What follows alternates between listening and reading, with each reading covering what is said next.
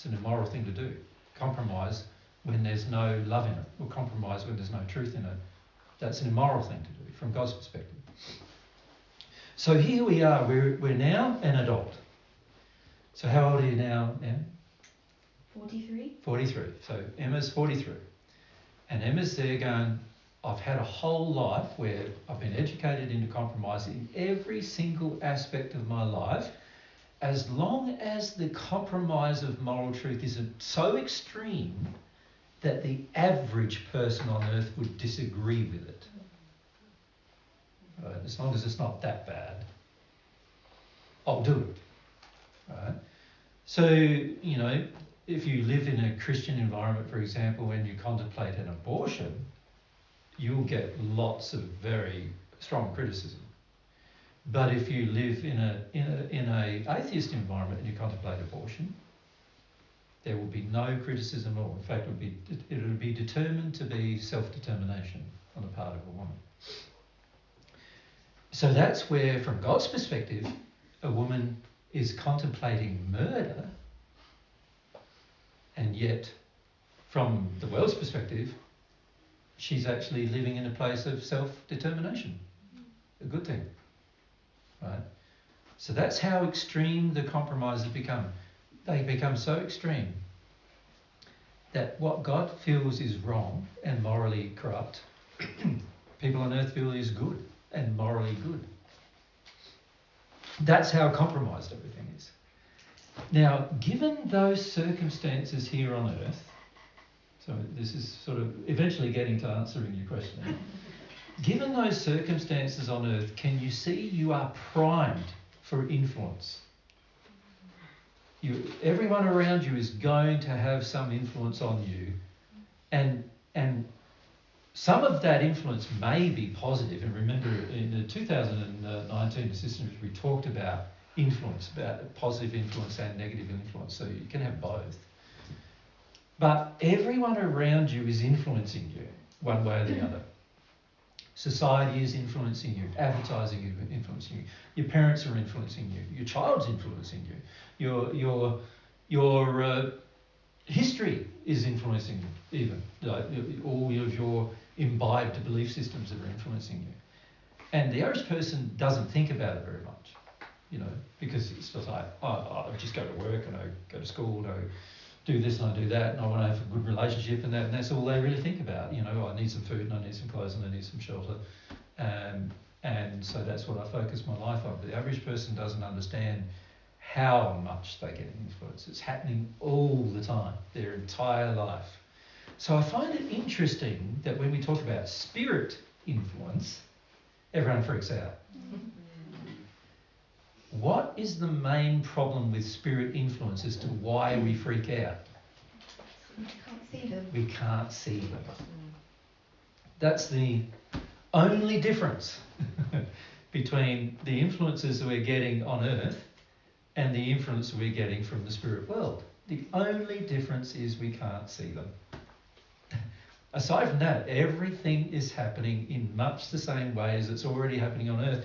However, what's happening on earth we're not very conscious of. We're not very aware of anyway. Does that make sense? Right.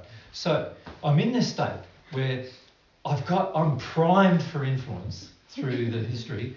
I morally compromise in almost every aspect of my life somewhere or another. And then add to that the fact that the influence is invisible. Right? Now, what I find interesting is the visible influences you accept with no, hardly any limits whatsoever. The visible influences. You're just here, getting pushed here, getting pushed there, getting manipulated here, manipulated there, and it's all just no worries. I'll go along with that. And there's no freak out about it because it meets the addiction we've developed, right? But then when we talk about the spirit influence, everyone starts freaking out, and I'm going, but it's still the same problem. It just meets the addiction you've developed. It's the same thing. So the only real way you can be influenced is by developing an addiction that's out of harmony with truth, with God's truth, which is moral truth, out of harmony with moral truth. You develop the addiction, and now the influence you're primed to receive. And unfortunately, the majority of us are just doing this naturally day to day with every person we meet. And we accept it. And yet when it comes to spirits doing it, we go, oh, they're bad. They're really wrong. They're evil. But how many times do you think of the people around you as bad, wrong and evil when they do it with you? For the most part, you think it's good and wonderful and loving. You understand? Most of our addictions, when somebody meets them, we believe they're doing the good thing. We believe they're wonderful because they met my addiction. So you see it often in relationships where you ask a couple why they're together. Oh, because he makes me feel so good about myself. Well, that's not a good reason to be together, right? What if you've got a whole list of addictions and he just makes you feel good about them?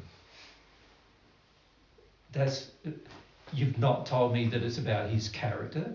You haven't told me it's about his personality or his nature. You haven't said that all the, you like his qualities, like any good qualities. It's all just he meets your addiction and you're happy. But this is how most of us are with our relationships on earth. Somebody meets our addictions and we're happy. They don't meet our addictions and we are angry. In an uproar. We're upset. We feel they're doing the wrong thing. We feel they're being so unloving to us. Terrible. Got to leave that person. What's he doing? He's not caring for my addictions anymore. He doesn't care for me anymore. Is the natural extension. See, when somebody on earth doesn't meet my addictions, the average person on earth goes, they don't care for me. Right? And this is one reason why we don't have a relationship with God for the most part, because when God doesn't meet our addictions, we think God doesn't care. No, and actually he cares a lot. That's why he's not meeting our addictions. But we think the opposite way completely. We think a person who meets our addictions loves us. A person who doesn't meet our addictions doesn't love us. They don't care for us. So that means that every bit of spirit influence I get initially is about my definitions of love and what I feel is loving. And those spirits come along and meet those addictions and I feel I'm being loved. And some of you even have a relationship with what you think is God, but is actually a spirit who acts like he's God, giving you everything you want, right? It even goes that far, like where I'm just getting what I want from that spirit and I think it's God, and I think I've got a relationship with God and I have none whatsoever because it's the spirit meeting my addictions and I haven't been aware enough or self-aware enough yet, or too arrogant to see that this is what's going on. So here we go, we're in this state now where my addictions attract all of these people into my life. None of the attractions are actually based on anything that's morally sound or truthful or honest or loving. They're all just attractions based on what I want to have happen based on my addictions. And so I feel comfortable, I feel comfortable with Ange, but I don't feel comfortable with Rob. And because I'm comfortable with Ange, probably because she meets my addiction, I spend more time with Ange. And because I'm not comfortable with Rob, I don't spend more time with Rob. But now if Ange and Rob are together meeting each other's addictions, now it becomes even more complicated, doesn't it?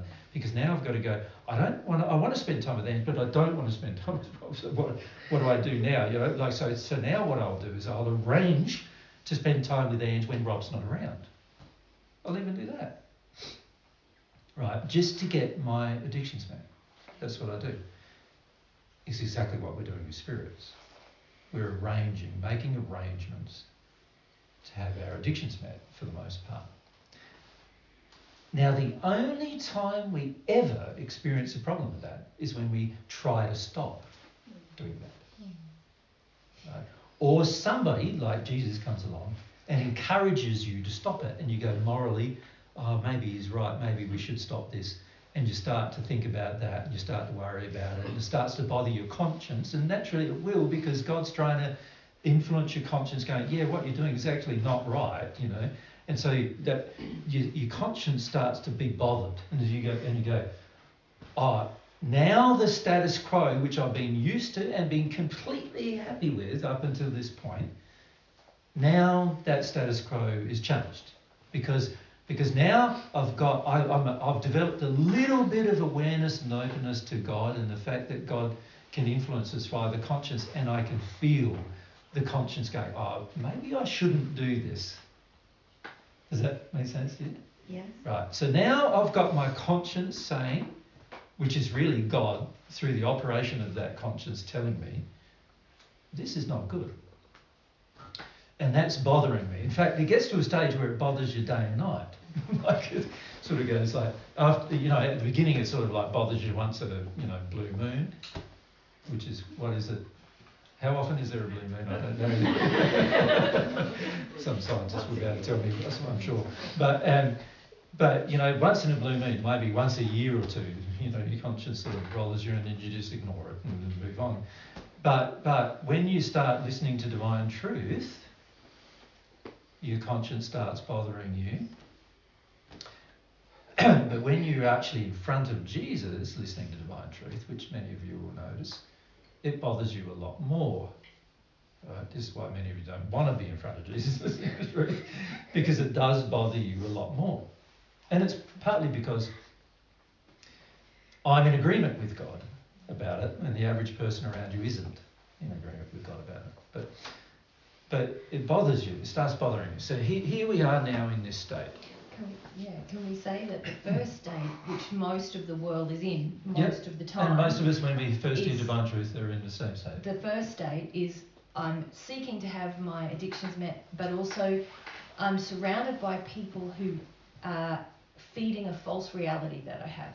Yep, and agreeing with you that you should have your addictions met. Yeah, and that's false reality. So it's the delusion that I want to live in about what's really happening, Yep. what I'm really like, how everything works in the world and what's good and righteous. It's all false, and I want that fed. Then you might hear some truth from some other source, such as Jesus or God in your conscience. Now suddenly there's a challenge to your addictions, to your reality, even if it's not necessarily fully willing at that point. Well, it's unwilling. Because you haven't sought it necessarily yourself. Sometimes you have sought it a little bit. And now there's a shift, isn't there, in the influence, that the potential influences that are around you. Well, there's a potential shift. Yes, you've had this influence your whole life, and sometimes it comes and goes in different ways, but largely it's pretty similar because your injuries have been the same and your desire for the false reality has been the same. Now there's this opening or this window for something different. Yeah. So now it's going to really get down, it's going to get down to some brass tacks, as we say here in Australia, isn't it? And that is, are you prepared to go through the disconnect phase? Does that make sense to you, Emma, to go through the disconnect phase? The disconnect phase is pretty intense. And the reason why the disconnect phase is so intense is because you've been like a runaway train in a certain direction, and everybody's on board that train. Everybody's wanting to go in the same direction as you. And the spirits around you want you to go in that direction, and they're encouraging you in that direction. They're pushing you in that direction. They're encouraging the desires in that direction the entire time. And then all of a sudden the conscience is bothering me, and now I've got to come to a conclusion of some kind, like, am I going to change this, or am I going to stay the same? Now, a person whose conscience bothers them enough goes, no, I want to change that. But now what you're doing by saying you want to change it, now what you're doing is you're setting up, you are now in opposition, not only to everyone around you physically, because you are in opposition now to everyone around you physically, because everyone around you physically in the world at the moment wants you to go in that direction. But you're also in opposition to every spirit around you, who you've encouraged to be around you for years and years and years through your behaviour. The physical influence is relatively easy to get away with. If somebody's carrying on at you and attacking you and saying you shouldn't be doing that, and you're going, well, I want to do that and I'm going to do that because I'm sticking to my guns, then all you got to do is move away from them and not see them again, and then that's done. Right? But the spirit influence, they're not going to move away from you, and you can't move away from them. You're going to have to deal with this in a real way now. It's going to have to be dealt with in a manner that is permanent and that they'll want to leave you. Not that you want to leave them but you still want the addiction, but they actually want to leave you. They actually feel like being around you is a waste of time. I can't tolerate being around. They can't tolerate being around you anymore. That's where it has to go, isn't it? And this is where spirit influence is sort of unique in a way that it must be, you must make a change in your soul for it to shift. Yep. Whereas, a lot of people, I notice a lot of people hear divine truth, they maybe gain some intellectual awareness about relationships that they've had or that they're drawn to, and they say, no more of that person, or no more of these people, or no more of these kind of people in my life physically, but that because they haven't shifted on the issue emotionally, the spirit influence now, it seems like, oh, it's so insidious now because I've removed everything else physically, but it's still happening emotionally, and you're still attracting spirits of the same injury set as the ones you had in your physical relationships. And unless something substantially changes in your spiritual condition, you're going to go back. Because the pressure is going to be so great that you're going to want to go back. Unless something happens in your spiritual condition that causes you to no longer feel the pressure. So the state you're in at the moment for yourself, Em, is that you're under that pressure. You can feel it. You know you're under it, right? Yes. Yeah. And you can, and it is difficult. It's a difficult time. You could say it's a difficult time in your spiritual growth, because if you make the wrong choice in this phase, you could write off the next 50 years of your life. Do you follow me? If you just go back and revert to old behaviour, you could end up, from God's perspective, writing off 50 good years of your life just by making that one decision. And this is why it feels so tough. And by the way, the spirits around you know that as well. Right? They know that if you make some wise choices here, they'll be permanently disconnected from you. And they're going, but I like being around them. I've been around her for years. I don't want to have to groom somebody else in the way that Emma's groomed specifically just for me to be around. I don't want to have to go through the process of finding someone else on earth and having to go through the same process with them to get them to the stage where they meet my own addictions like Emma does. So they're going to put pressure on you. They are just like a person on earth who is willing to bully, blackmail, do whatever they can to put pressure on you so they get what they want out of you. They're exactly the same as that. Right? It is rare that they come along on the journey with you. Very rare. Very rare. Just like it is very rare that anyone on earth comes along on the journey with you. That's also very rare. It's very rare that that occurs. It's like if your whole family listens to divine truth all at the same time and all make progress and all deal with their emotions at the same time, well, you're a very fortunate person if that's what's happened to you, because that I've never seen that happen to most of my friends, and that would be a pretty unusual circumstance, right? And that especially applies to the spirits, because the spirits are in a place of codependence with your addiction. They have addictions that are met through your addictions. So that it's going to be pretty hard for them to go, oh, we're going to voluntarily, because, Emma now is saying she wants to go in a different direction. So, because we like Emma so much, we're going to just let her go in a different direction. Now, the average family member won't even do that, right? They'll go, we're not going in that direction. I'm going to have some protest about that. So what do you think a spirit's going to do? He's going to protest as much as he's able, particularly if he's in a state where he wants his addiction met, right? Because he, like you have been, also has no moral direction, no moral fortitude, right? The spirit, I mean. So of course he's going to do what his condition demands, which is demanding more of you. That's what his condition is going to demand. Now, you're right in saying that a lot of the influences you're under are men. That is true, because you know that you were far more open to listening to your father than you were open to listening to your mother. Isn't that true? Yeah. So you know that you're more prone to influences from men.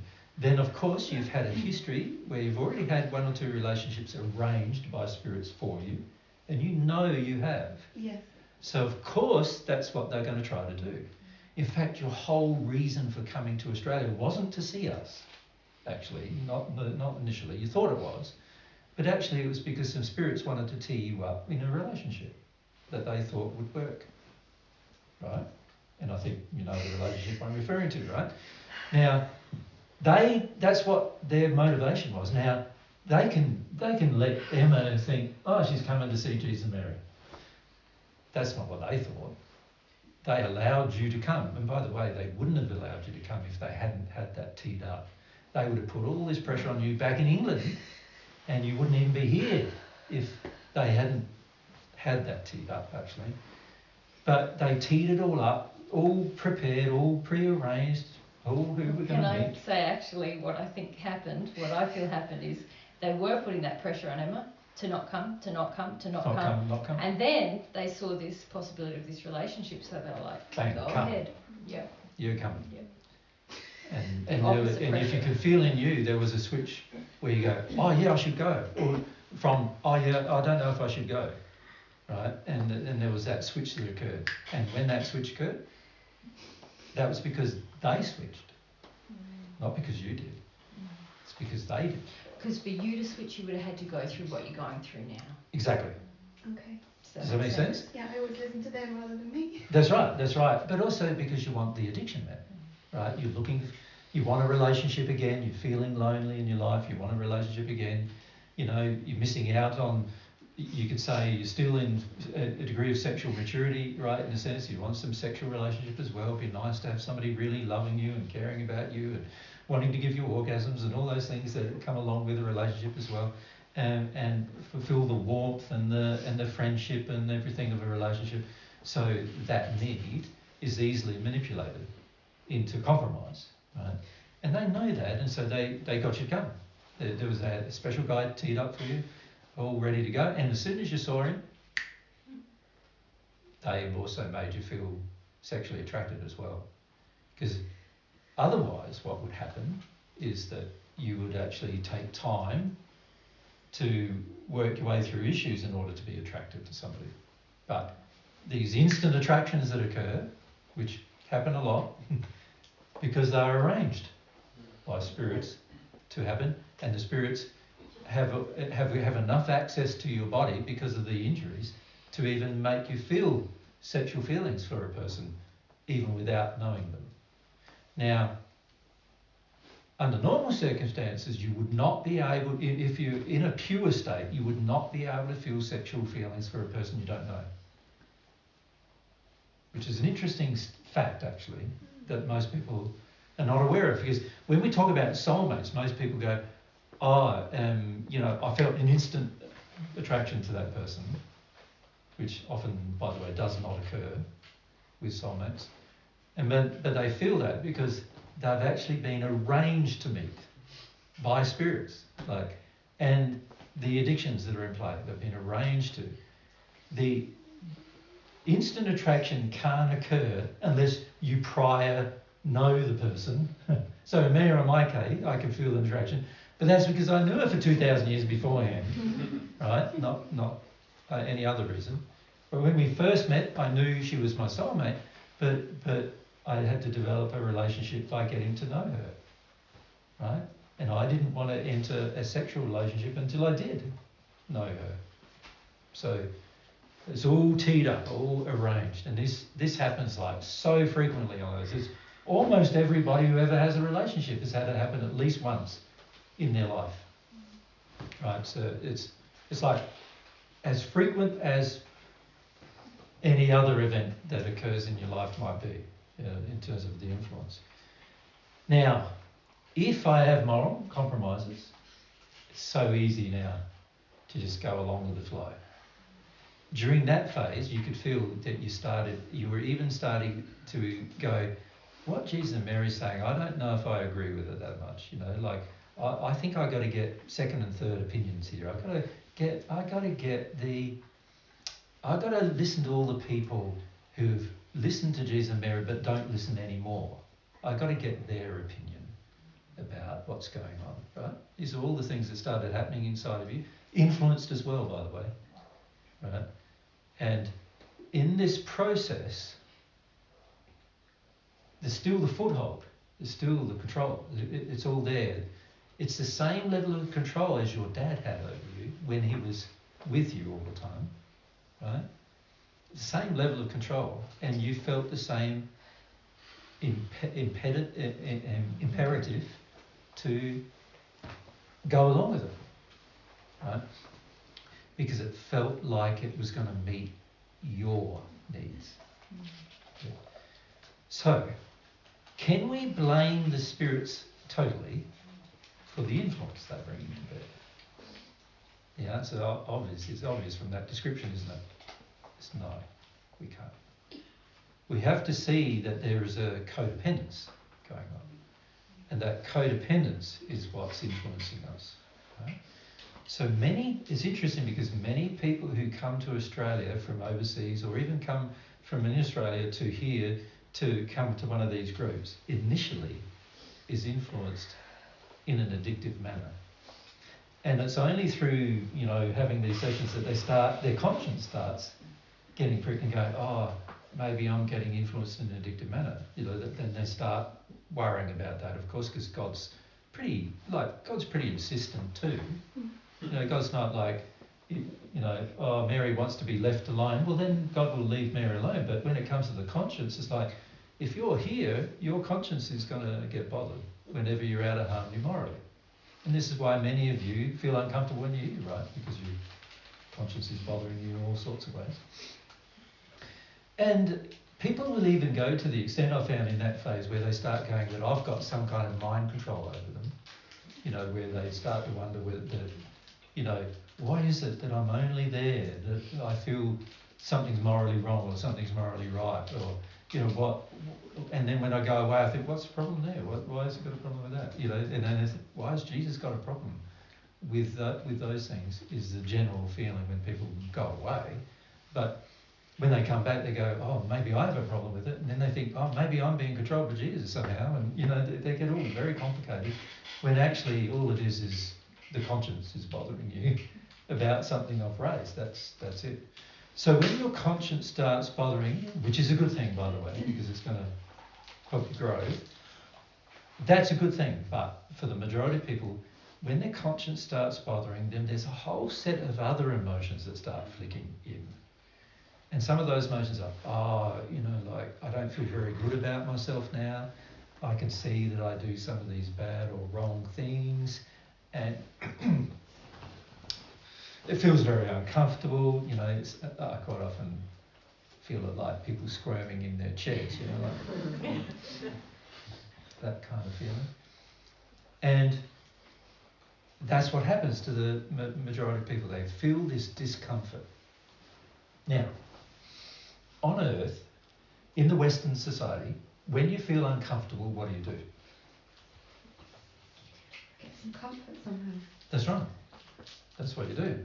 You don't live with the discomfort because you've got the money or the power or the lifestyle where you can not have to live with it. It's not like you're living in a third world and you're living in a hut and there's a dirt floor, that the dirt floor is going to be there tomorrow. You go to a place where there's a dirt floor, you've got enough money, you can just buy a covering for it. You can live without the discomfort.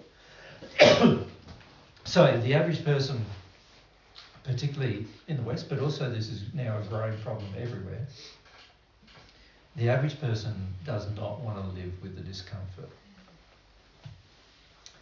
So now it's like, well, how can I get comfortable again? Can you see? So how do we get comfortable again when we're in a place of discomfort? Go through the discomfort? Well, ideally? Well, ideally, and that would be the wise thing to do, what's the chances of me doing it? Slim. Pretty slim. Given Particularly. how many other avenues there are for me to avoid the discomfort. That's right, it's pretty slim. So if I see a person who actually is willing to live with the discomfort and actually go through it, I go, well, that person's showing me that they have some level of sincerity, actually. Because it's very rare that a person even does that. The person usually coats through discomfort for a day and then says, I've had enough. You know, particularly if they're able to get comfort from some other means. And so it doesn't take often very much pressure for a person to get, you know, to have the conscious bother them. And this can all happen in the course of one afternoon. They have the conscience bother them, they feel some discomfort, they want to get comfortable again, so they never go again. And the decision is made in one afternoon. Make sense? Yeah. Yep. Okay. Very common, right? So this is why there's many people who've only come to one of our sessions for 1 week or whatever, and then the discomfort grows and grows. Now, the more persistent you become trying to break the addictions you have with these spirits, the more persistent they'll become trying to maintain it. Just like a person on earth would do. Right? So imagine you're in a relationship with a person on earth, your husband, let's say, and your husband wants you to do certain things and you're happy to do them because it meets your addictions. And then all of a sudden you realise, oh, my conscience is bothering me. I don't think I can do these things anymore. But he still wants them. Do you think after that point that he's going to make your life easy? No. No, of course not. If he still wants them and he's selfish enough and he still wants them, he is going to put pressure on you. How is he going to put the pressure on you? He's going to reason with you. I don't think you're very logical, Emma. You know, this is what you would do if you were being logical. He will reason in alignment with his own addictions. If that doesn't work, what will he do then? Threaten me? Oh, no, threats sort of are a fair way down the track. What's the name? Oh, manipulate? Or like Well, yeah, influence? behind the scenes manipulation and influence. Right, so that's the next thing to do. So let's say that doesn't work. Right? Bribing you is usually the next thing. In other words, I'll give you rewards if you do what I want. So that's like a person paying you to do something wrong, right? Isn't it? They're giving you a reward. So your husband says, oh, you know, I want you to do certain things, you know, in a certain addictive way that he wants.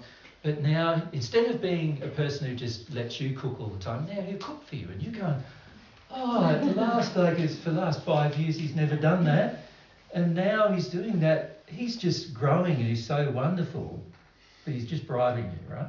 This is the spirits too. This is exactly what they'll do. He's just bribing you. And if you don't recognise it as bribery, if it's not sincere, you don't recognise the lack of sincerity in the action, you'll think he's doing wonderful. You might go on like that for 5 years. The same goes with the spirit. You might go on with the spirit for 5 years bribing you. And in fact, most spirits realise bribery works better than blackmail. So, but when bribery doesn't work, Then the threats. then there's the threats. Now the threats are not actually taking the action, but threatening the action. You know what I mean? So, I'm going to leave you, is the typical one the husband might say. And you go, and you're so afraid about him leaving you, so you now compromise. Or things will go badly if you do that, or people will hate you if People you do hate that, you. or it's all going to be a which is, terrible outcome. it's interesting when people say, but people will hate you, when actually, a lot of times, where does that thought come from? It comes from the thought that they'll hate you. But anyway, they want to say it like people will hate you because it's a lot more PC, but you know, politically correct. Or it Distances them from their feelings, you know. Yeah. They don't just come out and say, I'll not like you anymore. They can, other people won't like you anymore. You know, and I couldn't bear that. So there's all these threats which range from very veiled, sort of hidden, very manipulative threats to outright threats of violence. Does that make sense? To outright, I'm going to punch in the nose if you do that. Right? If the threats don't work, oftentimes there's blackmail. But you've done this and you've done that, and so I should get this in return. That kind of thing. You were bad in your history, and you know the things that they can blackmail you about, things they know about you, which they can manipulate you to feel bad about. So in other words, blackmailing you with your bad feelings about yourself, the things that you are ashamed of, the things that you do feel guilty about. Now, when all of that doesn't work, then it's just outright violence. Right? The difference for a spirit is he can't very well commit outright violence. Can he? Like, he can't stab you. He can't, you know, he can manipulate somebody else to do it maybe, but he can't do it himself. So outright violence from spirits is very easily dealt with because you just don't accept it and it can't happen, right? But everything up to there is exactly the same as what a person on earth would do. Exactly the same. I gave a talk some time ago about bribery threats, blackmail. I think it was in Bergen or something. It's that process that people go through, that you will go through with a lot of people around you as you grow. It's going to happen. It's unavoidable because they want what they want from you and you gave it to them up until now. And now you're not. So naturally they're going to be upset. Naturally. And when I say naturally, I mean their condition of love is such that they're going to be upset. Naturally. But if their condition of love was better, they wouldn't be upset, they'd be proud of you. Right? But unfortunately, most people's condition of love is not very good, and so naturally, as a result of their condition, they will do these things. It's exactly the same for a person on earth as it is for a person in spirit. Now, if these things are not already happening to you on earth, with people around you, then you're not practicing divine truth. Simple as that. You're not. It's a guarantee it's going to happen. I said to people who listened to me in the first century that if they persecuted me, they're going to persecute you too. Yeah? It's not something you can avoid. Right? People are going to try to do it. This is a part of why it's so hard having a relationship with God on earth. Because everyone around you wants to make it hard. It's not because it is hard. You know, if you took away all of these pressures, then it would just be up to you and what you did. If you took away all these pressures, these external pressures, it wouldn't be hard anymore, would it? It'd be like, you know, I'm not worried about some guy saying he's Jesus. Everybody on earth is okay with him. Now, given the condition of earth, that's highly unlikely, right? You can't expect that. It's impossible to expect that. That's why I said to people who were listening to me in the first century that they couldn't expect it. Just as I had been harmed, so too they would be. Right? So you can't expect any different. It's just how much do you want the relationship with God? And how happy do you want to be? Because you're going to be happier no matter what happens. The more you receive God's love and the more you progress in harmony with that, the happier you'll become, right? How much do you want that? How much do you want the relationship with God? How much do you want to live in harmony with truth? That's what it's going to get down to in the end. How principled you are in that endeavour. That's what it's going to result in. If you are principled and sincere in that endeavour, you will do it, and whatever comes, and you'll find it won't bother you very much at all, really. Right, in the long run. Of course there'll be emotions to feel in the short run because you've got emotions tied in with why you're trying to break the addictions. So there'll be things you feel then, for sure. The average person on earth, and even in the spirit world in the first sphere, is not prepared to do this. Not prepared. Not emotionally prepared, not able to deal with it from a psychological perspective, not prepared. You know, when I say from a psychological perspective, most of you have no idea what it's like to have everyone on earth hate you. You've got no idea what it's like, how hard that can be, right? Once you deal with your emotions, it's not hard anymore. But initially, because you want everybody to like you and you want everybody to be your friend and you want everybody to think that you're nice and you know, because of all these addictions we have, we want all of these things. And so when people don't like you, it's like devastating. But like I've said to many of you before, there's plenty of people who hated me in the first century who are now my friends in the celestial heavens. You know, many of them are people that killed me, now my friends. So my view is sort of a bit longer now. Sort of I take the long view, you know what I mean? Like, if somebody hates me tomorrow and they hate me for a few years or my whole life on earth, it doesn't mean they're going to hate me for good. Yep. That's just the way it is, you know.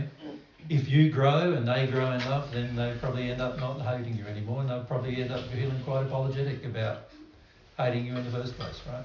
That's what the law of compensation is eventually going to grind them into the position of having. That's the purpose of that law. So what for most of us we feel on earth though is that we don't feel a long view.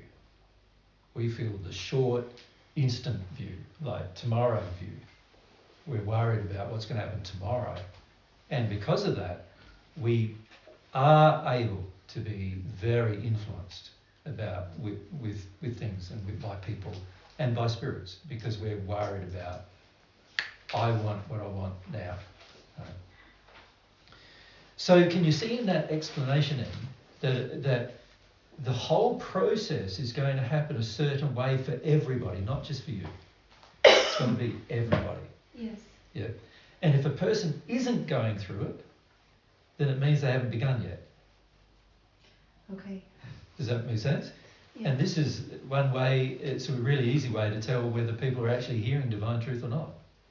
Because the people who actually hear it and put it into practice all go through this. Right?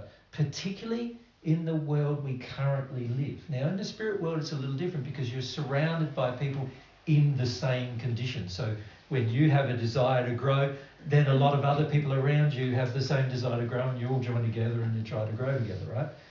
On earth, most people around you don't desire you to grow. Now, one of the reasons why many of you come regularly on a Saturday is because this is the only place where people desire your growth. That's why you come. Isn't that true? Yeah.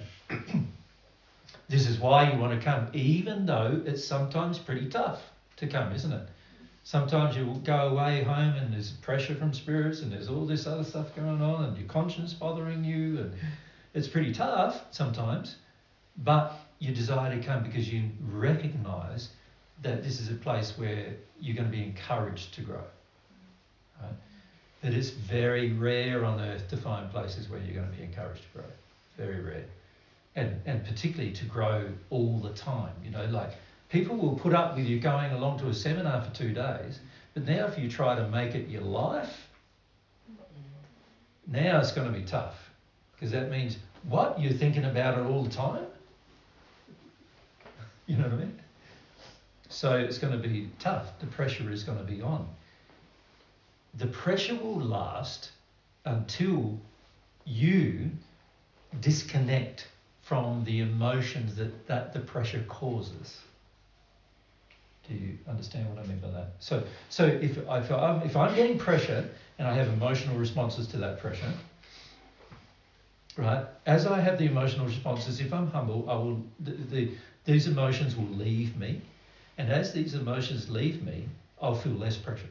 Even though there's more pressure sometimes, I'll feel less pressure. I won't feel like so manipulated and controlled by it.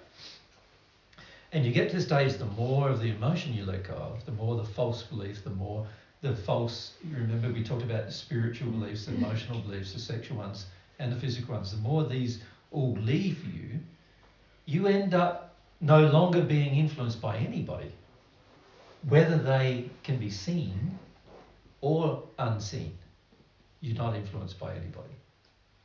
You're your own self now, And now, whatever influences you choose to have upon you are going to be really your choice, not through addiction. Yeah. Sounds good. Yeah, it is good. It is good. But it takes time to make the transition. And the trouble is the more we're addicted to comfort, the longer the time's going to be. So if I want a lot of comfort, and I've been Western world, been very, focused on getting a lot of comfort, and very, there's a lot of things I can control in my environment, and if I have some funds, there's even more things I can control.